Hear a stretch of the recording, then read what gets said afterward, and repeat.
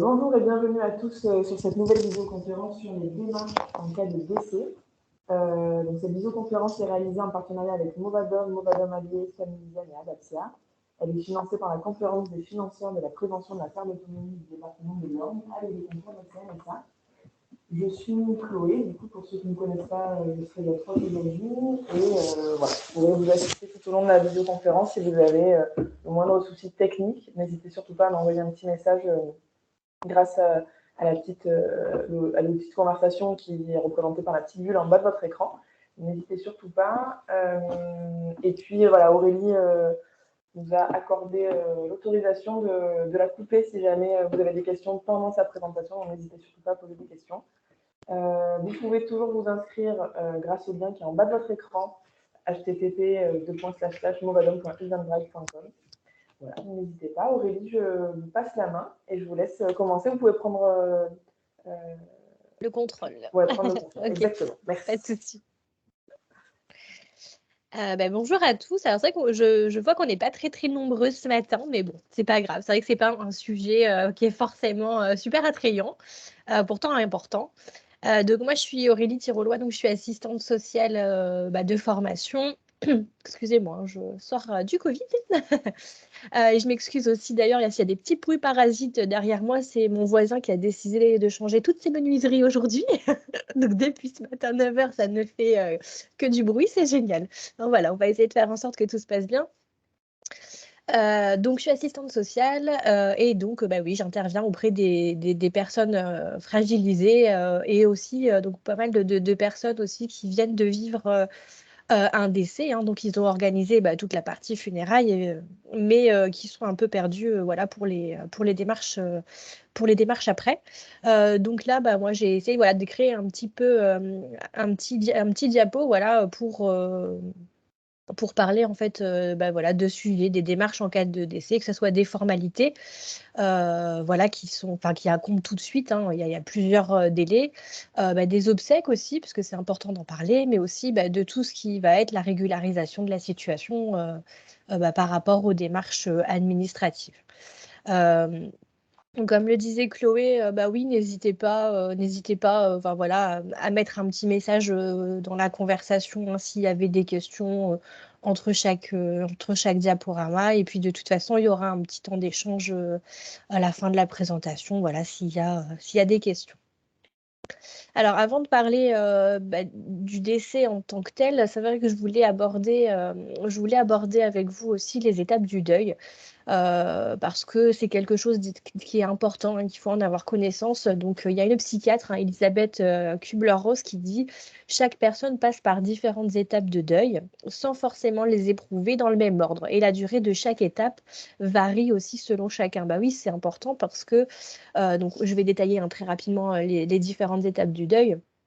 On va être confronté voilà, à la perte d'un proche, qu'elle ça soit prévu ou pas, hein. C'est ça aussi qu'il faut se dire, parce qu'il y a des décès qui sont enfin, voilà, pas prévus, hein. Il y a des accidents, et puis il y a des décès aussi que malheureusement voilà, on peut préparer voilà, dans la maladie, ou je pense au Covid, hein. C'est vrai que, alors un peu moins maintenant, mais c'est vrai que sur la première vague de Covid, quand le Covid était inconnu, malheureusement, enfin voilà, on savait qu'on allait perdre notre proche, ou que nous, on allait partir. Moi, je l'ai vécu personnellement avec mon grand-père, hein, qui a attrapé le Covid en EHPAD.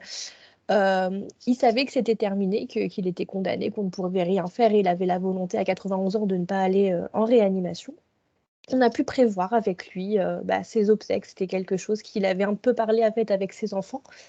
Mais finalement, rien n'était réellement organisé, et donc là, c'est vrai que sur ces quelques jours, on l'a accompagné, on a pu respecter sa volonté. Donc c'est pour ça que c'est important de connaître le sujet et de savoir à quoi on va faire face, parce que dans ce moment-là, voilà, il y a plein d'émotions qui viennent s'ajouter, et nos idées, elles sont un petit peu embrouillées, donc c'est important d'en parler. Alors au niveau des étapes du deuil, il y a le choc et le déni. Voilà, on éprouve un choc à l'annonce de la perte finalement, même quand on est préparé à ce décès, hein, quand voilà, dans le cadre d'une maladie, il y a quand même un mécanisme de défense inconscient en fait, hein, qui arrive et qu'on pense qu'on va pas pouvoir gérer. On a cette information, mais on se dit que c'est un rêve, on ne supporte pas, c'est pas possible, c'est pas la réalité. Et voilà, il y a une douleur. On est en état de choc et on n'est pas capable d'effectuer les tâches les plus simples et des décisions de base. Voilà, on se dit, ben, c'est pas possible. C'est pas possible. Souvent, c'est la phrase, enfin, voilà, c'est la phrase que tout le monde a. Donc encore une fois, hein, comme le dit la psychiatre, les étapes du deuil ne sont pas forcément tous dans cet ordre-là et ne durent pas de la même durée en fait pour tout le monde, hein. On a ensuite la douleur et la culpabilité, hein. C'est vrai qu'on se rend compte que la perte, elle est réelle. Et on a aussi cette phase un peu de regret. Ah, et je lui ai pas dit ça, et j'ai pas fait ça, et si j'avais fait ci, et si j'avais, je sais pas moi, et si finalement je l'avais appelée, et si j'étais allée la voir, et j'ai pas pu parce que, j'en sais rien, moi, j'ai pris rendez-vous ailleurs. Enfin, voilà, donc voilà, il y a cette douleur psychique qui est importante.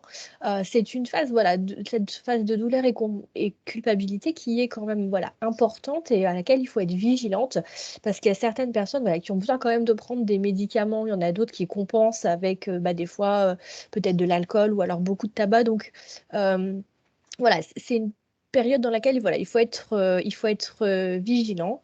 C'est normal de ressentir de la culpabilité, de se considérer responsable de la perte. C'est tout à fait normal.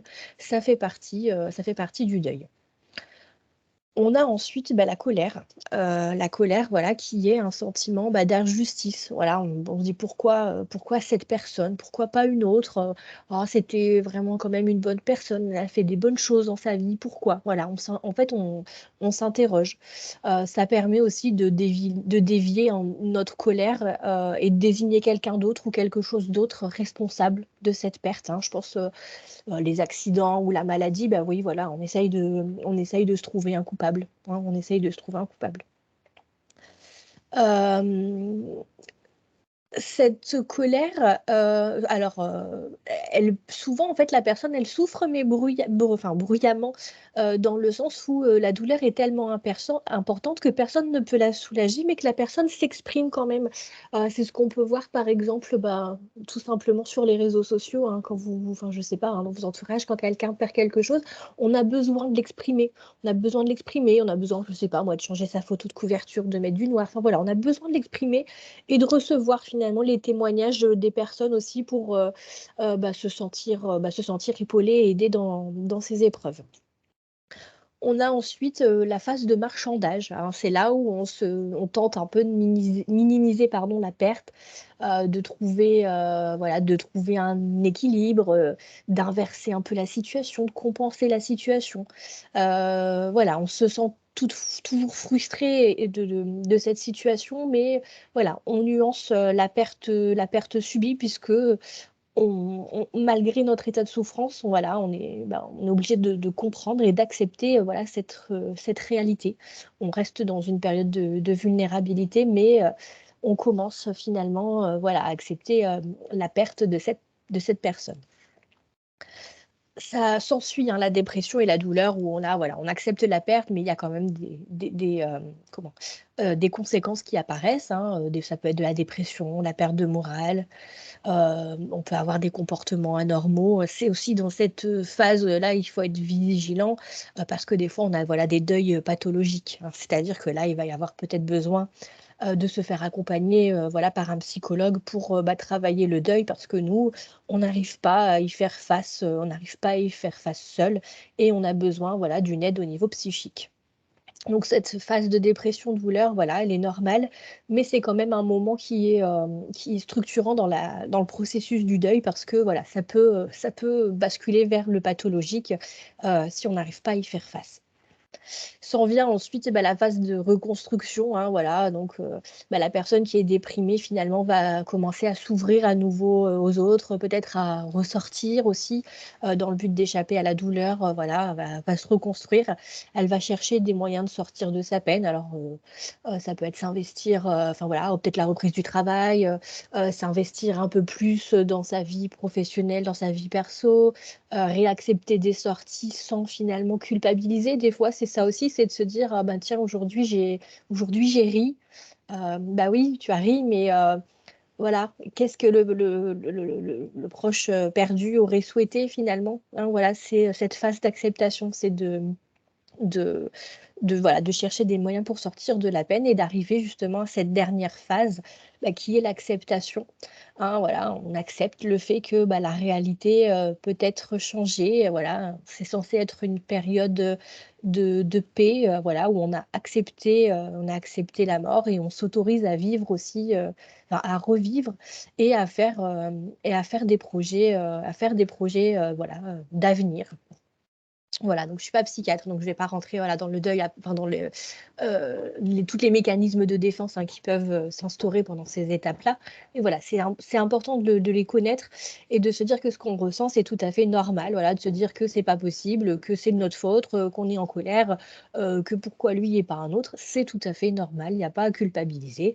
Maintenant, dans la phase de voilà, dépression, douleur enfin, dans les phases de douleur, dans les deux phases de douleur, voilà, de faire attention, de ne pas compenser avec voilà, peut-être des produits addictifs. Et surtout, si on voit qu'on a vraiment des difficultés à s'en sortir, hein, ça souvent c'est les autres proches qui vont vous le dire, de ne pas hésiter à consulter voilà, un psychologue euh, pour se faire accompagner et sortir de cette phase-là.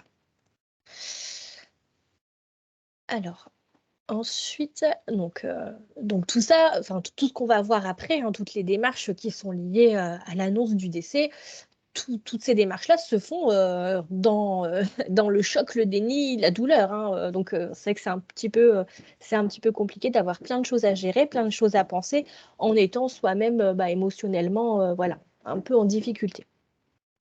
Alors, bon, donc là, le décès est annoncé, hein, voilà, il y a un décès. Quelles sont les formalités? Donc, dans les premières 24 heures, la priorité, c'est d'obtenir le fameux certificat de décès. Alors, c'est vraiment le premier document qui est nécessaire hein, parce que il va permettre voilà, d'officialiser le décès de la personne, mais aussi il est obligatoire pour toutes les autres démarches. Alors, il y a plusieurs possibilités. Bon, admettons que la personne voilà, décède dans un établissement, enfin, une structure médico-sociale, donc voilà, une maison de retraite ou alors un hôpital. Voilà, les démarches sont liées, l'établissement du certificat de décès voilà, va être lié, va être géré par l'établissement. Par contre, si la personne décède à son domicile, là, voilà, bien sûr, il va falloir appeler peut-être le SAMU ou les pompiers. Enfin voilà, c'est eux, en fonction de la situation, qui vont vous envoyer quelqu'un et ils vous enverront dans tous les cas, de toute façon, voilà, un médecin, puisque c'est seul un médecin qui peut en fait rédiger ce certificat. Et c'est grâce à ce certificat qu'on va pouvoir en fait entamer l'organisation des obsèques et poursuivre les autres démarches. Alors, ce certificat, à quoi il sert? À constater le décès. Il est rédigé sur le lieu du décès, hein, donc que ça soit voilà, à l'hôpital, à domicile. Ça peut être aussi malheureusement sur la voie publique, hein, parce que comme je le mets dans voilà, le petit focus, si une personne est décédée violemment, hein, un accident, un suicide, enfin voilà, les accidents de la route, il est obligatoire de prévenir la police ou la gendarmerie. Ça c'est une formalité supplémentaire, mais c'est-à-dire que si une personne décède dans un accident de voiture, le certificat de décès va donc être rédigé sur la voie publique. Quelqu'un qui fait un malaise cardiaque dans un supermarché, c'est pareil, le certificat de décès va être rédigé au supermarché. Donc il ne faut pas confondre l'acte de décès avec l'acte de décès qui lui est établi par la mairie du lieu de décès, hein, qu'on verra après. Au niveau des informations qui sont contenues dans ce certificat, on a donc c'est divisé en deux parties. Hein. Il y a une partie administrative et une partie médicale. Donc la partie administrative, donc elle reprend en fait tous les éléments d'état civil du défunt, son nom, son prénom, le lieu, la date et l'heure du décès. Donc ça peut être une heure estimée. Hein. Des fois, on ne sait pas exactement. Admettons quelqu'un qui décède dans son sommeil, on ne peut pas dire précisément à quelle heure il est décédé. La date de naissance et le sexe du défunt. son adresse de résidence et puis la commune où est survenu le décès. Voilà.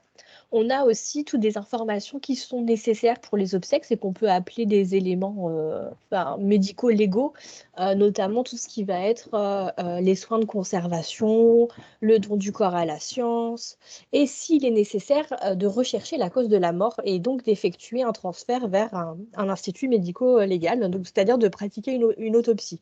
Donc c'est pour ça que ce certificat de décès il est important.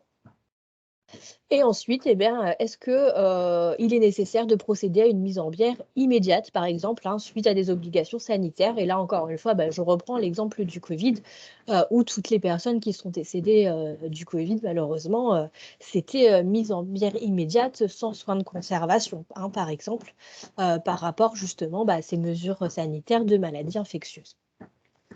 Ce certificat va reprendre également s'il y a une prothèse. Donc une prothèse, souvent, voilà, les piles, hein, les pacemakers, et cetera, qui est obligatoire, de retirer quel que soit le type d'obsèque choisi. Donc ce certificat, il possède plusieurs volets. Il y en a une qui est destinée à l'administration, hein, donc la mairie du lieu de décès, on verra après pourquoi, au lieu de fermeture du cercueil, et ensuite eh ben, pour l'organisation des obsèques. La deuxième partie du certificat, donc là on est sur toute la partie administrative, hein, que nous on a accès, enfin voilà, que les proches du défunt ont accès. Et la deuxième partie du certificat, c'est une partie en fait qui est médicale, et que c'est une partie qui est anonyme.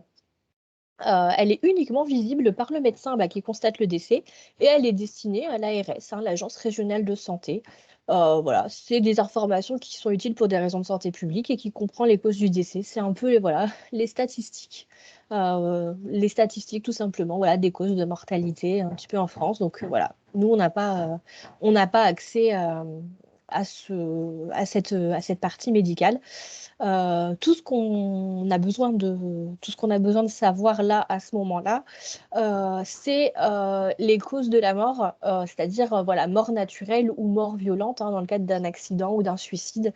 Et ça va être important aussi pour la suite des démarches. Est-ce qu'au niveau du certificat de décès, ça va? On peut passer à l'autre document, hein? Ouais. Bon, n'hésitez pas de toute façon si vous avez des questions, hein, pour la deuxième partie. Donc là, voilà, c'est vraiment le premier document que vous allez avoir, hein, au niveau d'un décès, c'est le certificat de décès. Et ensuite, grâce à ce certificat de décès, toujours dans les 24 heures, alors bien sûr, hors dimanche et jours fériés, c'est l'obtention du fameux acte de décès. Alors, pourquoi hors dimanche et jours fériés? Parce que c'est un document qu'on peut récupérer au service état civil, hein, des mairies. Et donc, en dehors des heures d'ouverture, vous ne pourrez pas l'obtenir. Donc l'acte de décès, c'est un document administratif qui est obligatoire et nécessaire pour toutes les démarches, heu, qui n'est pas à confondre avec le certificat de décès, mais on a absolument besoin du certificat de décès pour pouvoir en fait, pour pouvoir récupérer l'acte de décès, tout simplement parce que finalement, le certificat de décès, c'est la preuve du décès de la personne. Alors, c'est un document qui prouve et atteste pardon, le décès de la personne. Il est obtenu donc suite à une déclaration de décès auprès de la mairie du lieu de décès. Hem, Comment on se le procure? C'est grâce à la pièce d'identité du défunt, son livret de famille et ce fameux certificat de décès. Alors, c'est pas forcément, quand je dis «nous», on va dire les proches du défunt qui allons s'occuper de cette démarche, hein. Bien souvent, ce sont les pompes funèbres, en fait, hein, qui s'occupent de ces formalités-là. Mais bon, voilà, c'est bon à savoir si jamais, vous voulez, gérer la démarche vous-même, voilà, il suffit d'aller, en mairie, donc du lieu de décès, avec le certificat de décès, le livret de famille et la pièce d'identité, du défunt. Cet acte de décès, donc il contient lui aussi, hein, toutes les informations d'état civil, donc liées au décès de la personne, hein, finalement un peu comme la partie administrative du certificat de décès, mais également aussi tous les informations liées à l'environnement, du défunt, pardon. C'est-à-dire, le nom et prénom, les professions de ses parents, le nom de l'époux, partenaire de PACS, le lieu de domicile, le prénom, l'âge et cetera, le degré de parenté, pardon, du déclarant, avec le défunt s'il y a lieu. Donc, c'est-à-dire que c'est exactement, hein, quand on a un petit peu en tête un acte de décès, un acte de décence avec, enfin, une copie intégrale d'un acte de décence. C'est exactement la même chose, sauf que là, malheureusement, donc c'est pour le décès. Voilà, ça reprend voilà, tous les éléments, nom, prénom, adresse, époux, ou alors veuve de, il est né quand, de tel et tel parent, voilà, telle profession, voilà, ça reprend tous ces éléments-là. Cet acte de décès, pardon, en fait, permet de porter la mention du décès sur tous les autres documents d'état civil, hein, notamment l'acte de mariage du défunt, son acte de naissance et son livret de famille. Donc, c'est-à-dire que si après on demande voilà, un duplicata de l'acte de naissance du défunt, en mention, comme on pourrait avoir le Pacs, le mariage, le divorce, on aura également dorénavant la mention du décès du défunt.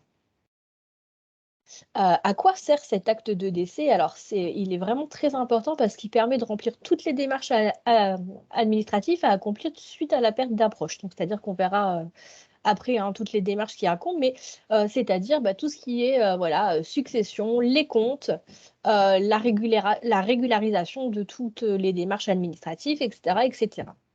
Comment obtenir cet acte de décès? Donc, au moment du décès, bien sûr, on va vous en donner plusieurs copies, mais ce qu'il faut savoir, c'est que un acte de décès, c'est comme un acte de naissance.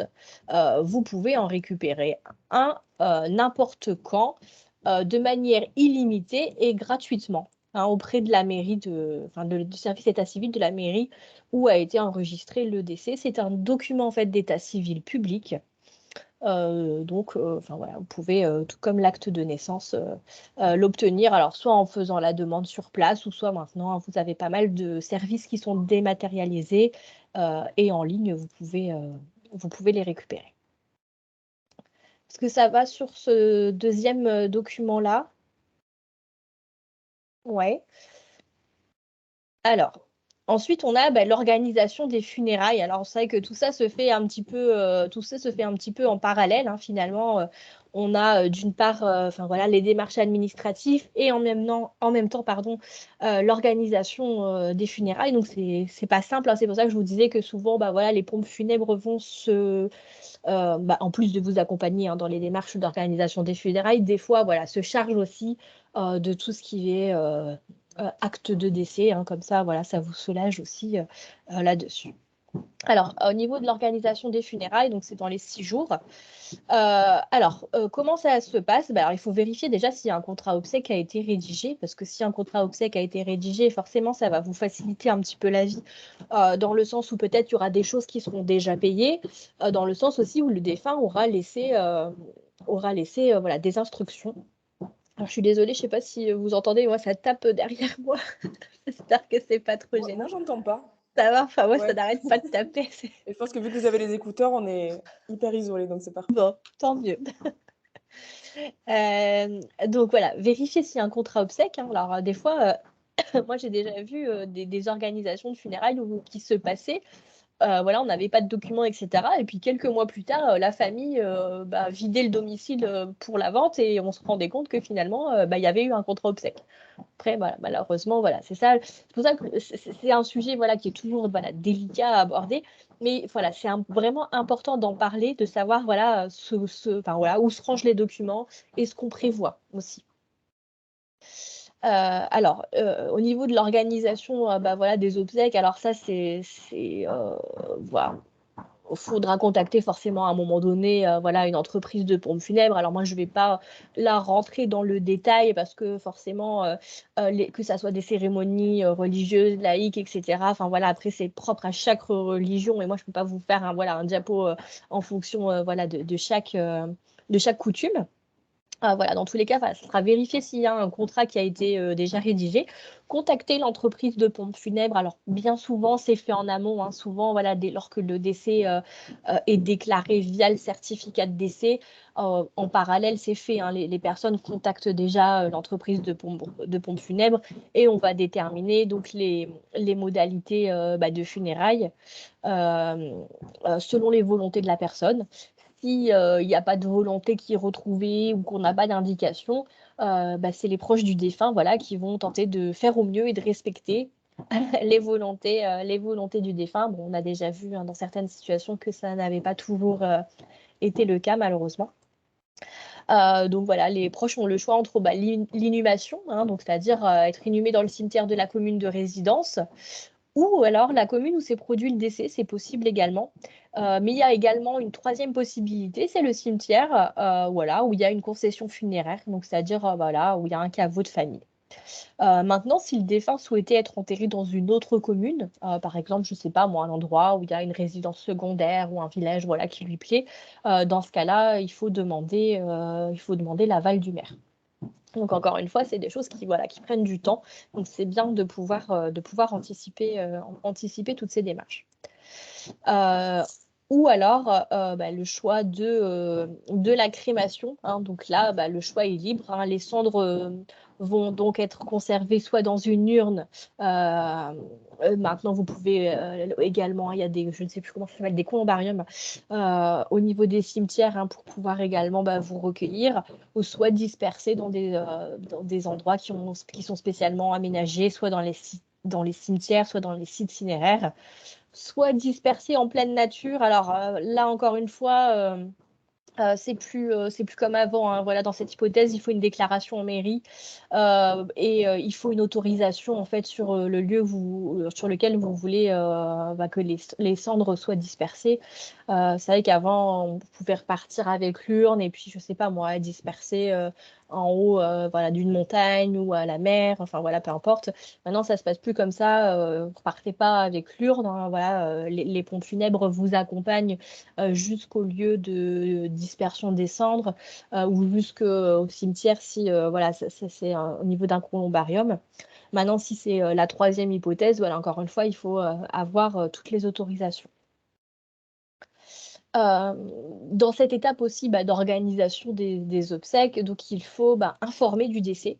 Voilà, il faut informer les proches du décès. Donc voilà, on a toujours un peu ce laps de temps, donc oui, est-ce qu'on fait des faire-part de décès?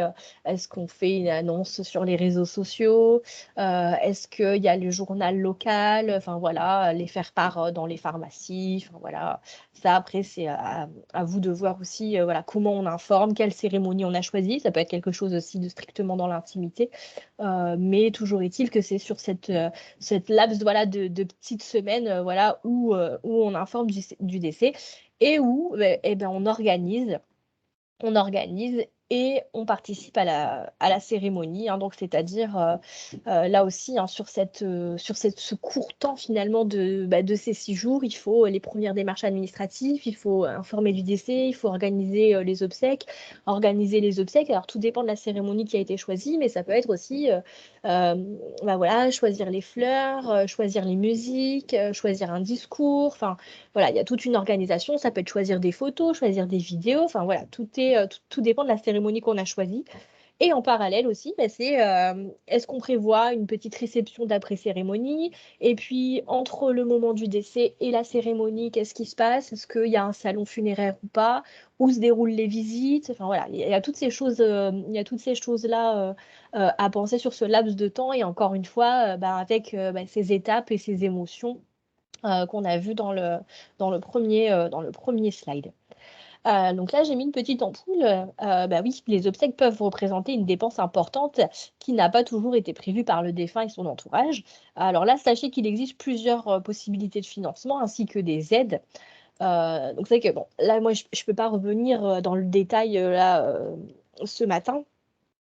Alors bien souvent, les pompes funèbres arrivent quand même à vous donner des premières informations, notamment par rapport, alors si la personne était salariée, des fois voilà, il y a des aides de la sécurité sociale. Dans tous les cas, vous avez peut-être aussi des possibilités avec la mutuelle du défunt. Ça, les pompes funèbres savent vous dire, ils ont l'habitude, donc voilà, ils savent à peu près les premières orientations. Si c'est un décès suite à une maladie, alors, par exemple par rapport au cancer, on a des fonds aussi de solidarité avec l'espace ressources cancer, avec la Ligue contre le cancer, enfin voilà. Tout ça, c'est des choses mais que en fait, vous pourrez gérer après. Vous n'allez pas pouvoir faire les dossiers de financement sur ce laps de temps. Là, le tout, c'est de se dire, bon voilà, on organise les obsèques, les pompes funèbres ont l'habitude, hein, les factures sont en attente, entre guillemets, et les situations sont régularisées après. Euh, le cas, par exemple, de personnes, par contre, voilà, où on sait qu'il n'y a pas du tout de moyens, alors c'est à la charge, en fait, de la mairie de décès d'organiser les obsèques. C'est vrai qu'on parle souvent voilà, du carré des indigents dans certains cimetières. Donc voilà, c'est vraiment l'organisation des obsèques, voilà, vraiment minimum pour les personnes qui n'ont pas de ressources. Donc c'est bien à la charge en fait de la mairie où a eu lieu le décès. Je suis en train de voir au niveau des financements. Oui, là, donc après, bon, tout dépend dans quelles circonstances a lieu le décès. Ce qui est important de savoir, et c'est à ce moment-là aussi que le certificat médical est important, parce que si le certificat médical euh, indique que c'est pas une mort naturelle, alors je prends par exemple le suicide, il y a certains fonds qui ne pourront pas être débloqués, hein, notamment peut-être par rapport à l'employeur ou par rapport à la Sécu. Donc c'est pour ça que le certificat de décès à ce moment-là, il est important pour le déblocage en fait de certains droits. Sur la partie organisation des funérailles, ça va?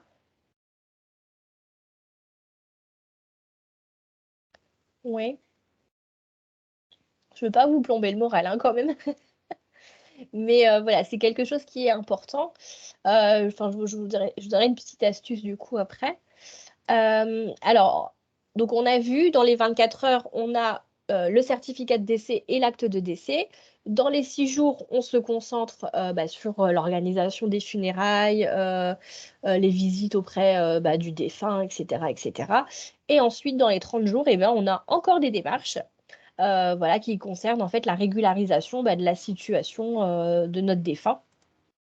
Donc, on a les remerciements. Alors, oui ou non, hein, ça peu importe.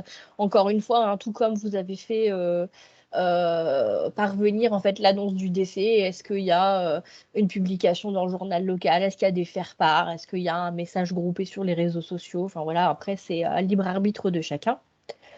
Euh, Maintenant, dans les démarches, eh ben, il va falloir aussi prévenir tous les organismes auxquels le défunt était rattaché.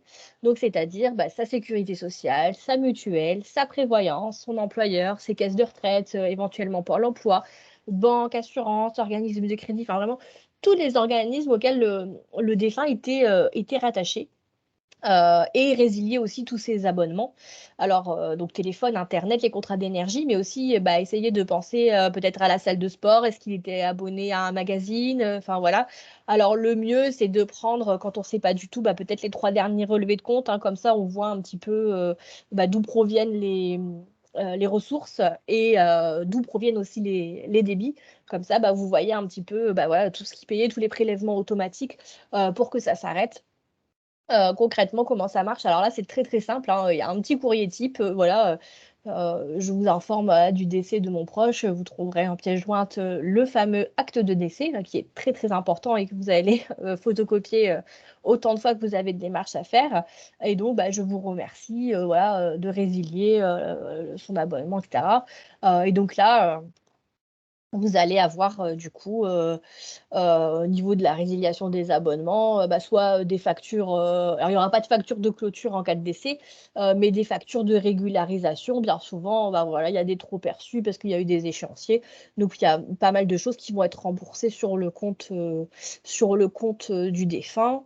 Au niveau de la sécurité sociale, c'est pareil, hein, s'il y avait des frais en cours, etc. Enfin, je prends le cas d'une personne, par exemple, qui était hospitalisée. Enfin, voilà, il y a les derniers remboursements qui vont apparaître. Alors j'ai mis un petit attention au niveau de la carte vitale. La carte de vitale en fait du défunt est à renvoyer à la sécurité sociale. Donc en fait quand vous là pour la Sécu, quand vous annoncez en fait le décès de l'assuré à la sécurité sociale, dans l'enveloppe vous mettez la carte vitale. Voilà, les récupérer.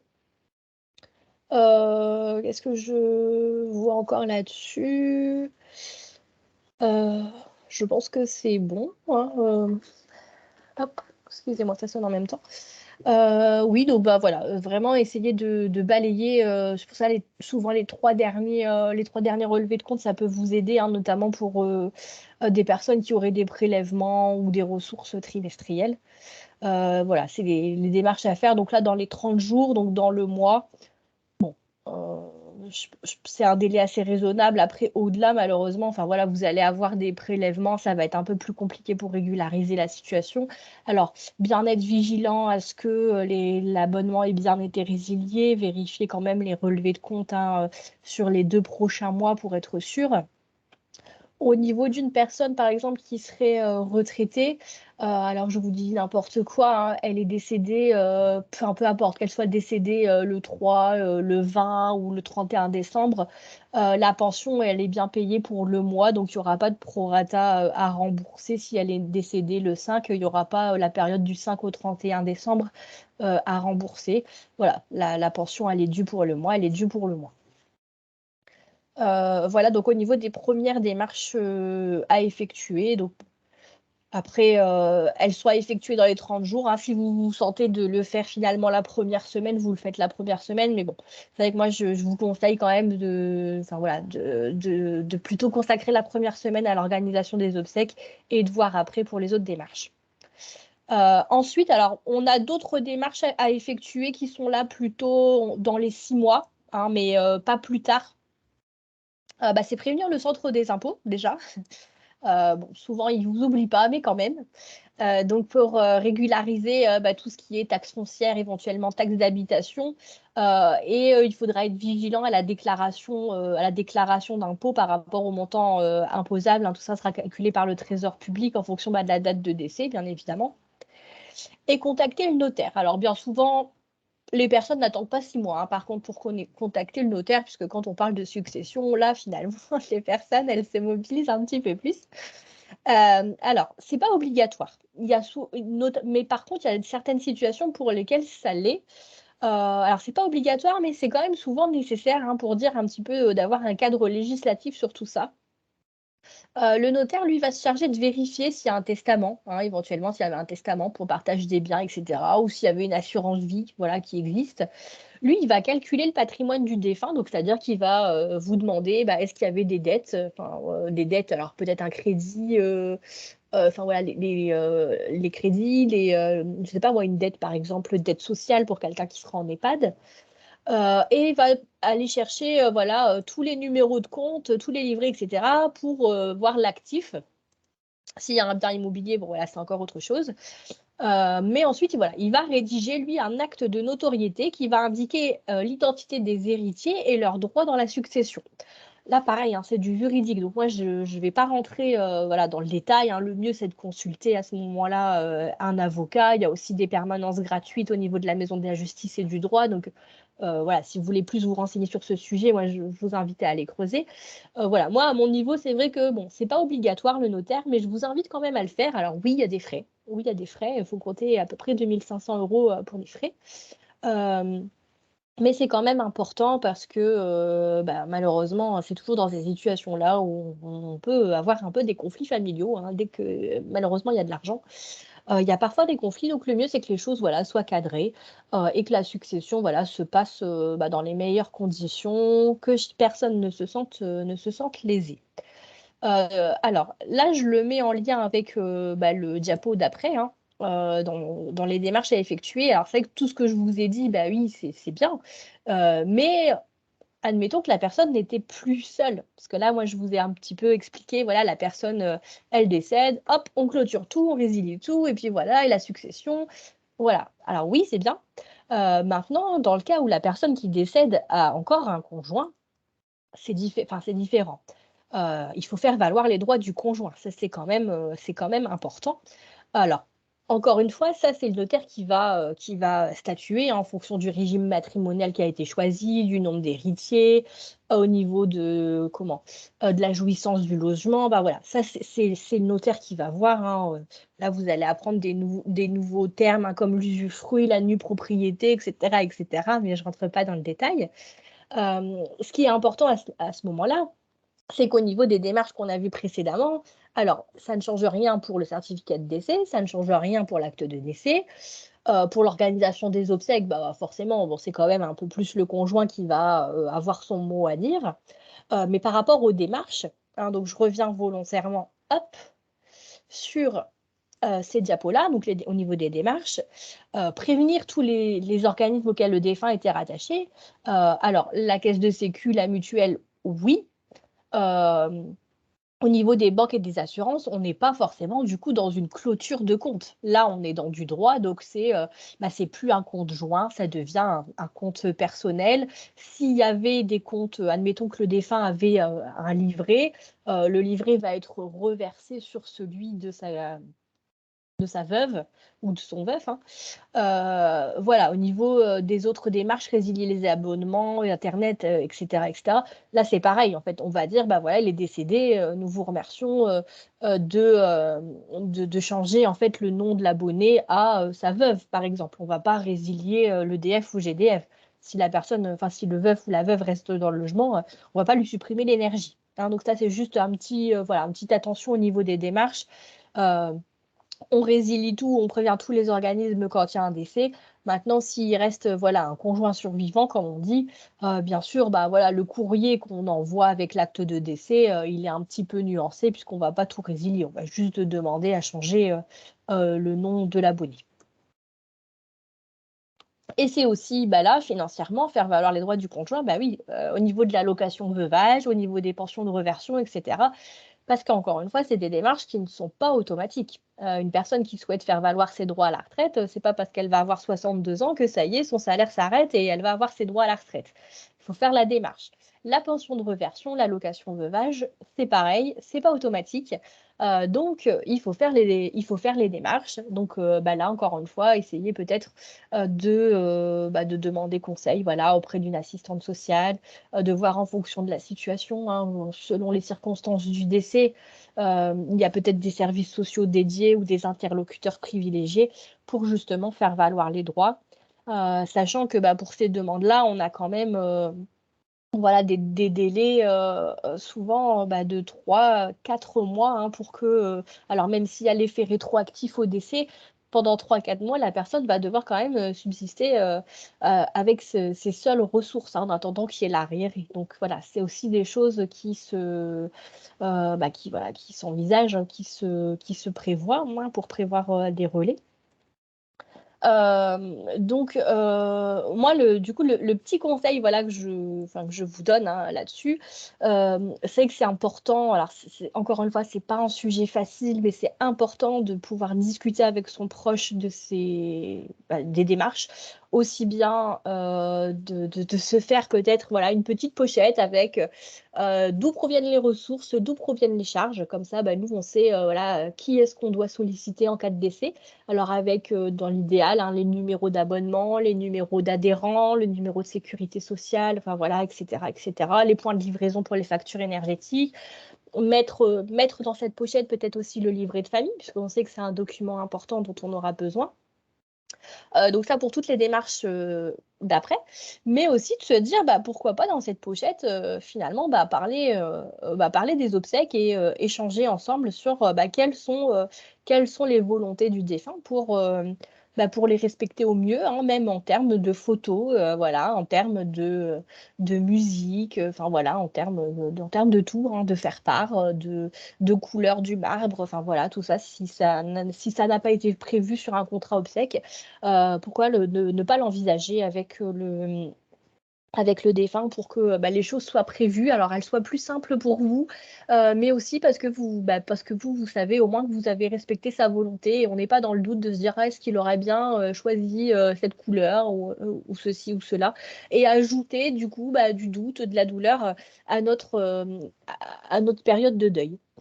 Donc voilà, moi c'est ce que je vous conseille. Après, encore une fois, c'est vrai qu'il y a des professionnels, hein, autour qui sont là pour vous accompagner, que ça soit des services sociaux, des psychologues, mais sachez aussi que dans ces moments-là, les pompes funèbres sont vraiment des relais importants parce que, bah, en fait, ils ont l'habitude, hein, d'être confrontés à ces situations. Ils ont, des partenaires fleuristes, hein, ils ont tout ça, mais ils ont aussi cette habitude et bien souvent, voilà, les pompes funèbres, ils vous remettent aussi un petit guide, hein, pour vous accompagner dans les décès et ils vous enfin souvent, hein, ils vous donnent un petit tableau récapitulatif des démarches à faire avec les délais et donc c'est vrai que vous, bah, après vous avez plus qu'à regarder, à mettre des petites croix et quand tout le document est rempli, bon, bah, c'est que, logiquement, voilà, vous avez fait les démarches mais c'est vrai que on oublie toujours quelque chose, hein, on oublie toujours un abonnement, on oublie toujours quelque chose donc heu, ouais, le mieux c'est c'est d'essayer de s'organiser même si encore une fois, c'est pas un sujet facile. Voilà, je sais pas si vous avez des questions?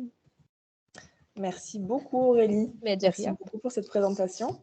Alors, je vais juste prendre le contrôle et clôturer, et puis après, on passera à une petite session de questions-réponses.